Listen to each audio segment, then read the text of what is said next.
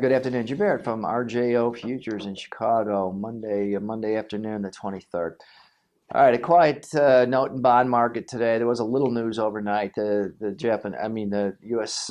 Treasury warned the Japanese against any kind of currency manipulation. It's got the Japanese yen up, and maybe one of the reasons the notes of bonds fell off the highs. But the real reason is the S&Ps hung in there. They were lower to start, and not that they're much higher, but they certainly didn't fall through to the downside. And I think that's the key early this week.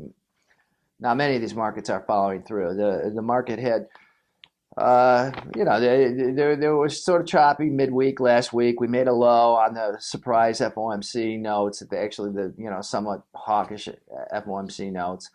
The Fed did what it had to do. I mean, the market acted a tad surprised, but after a couple trading days, it seems to be digested. We seem to have regained footing, and so the range on the big picture is tightened.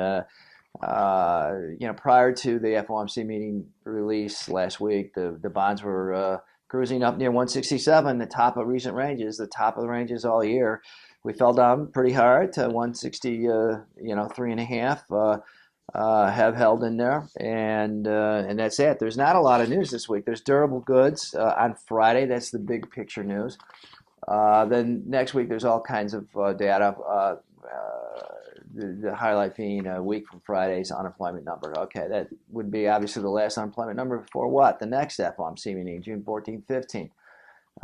It's interesting how the Fed is up the possibilities in the market's mind of a short-term rate hike.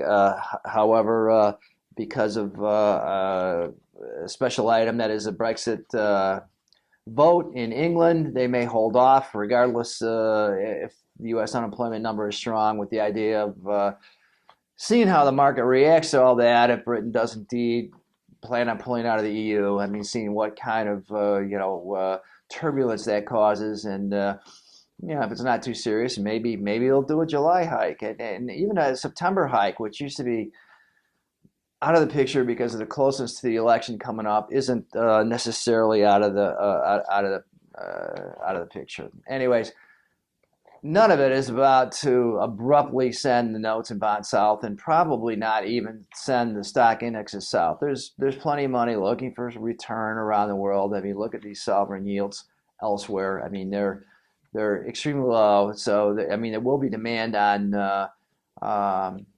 if there is any upside pressure in the notes and bonds, and I expect them to handle that, and most likely, talk next week, we're going to be in this range.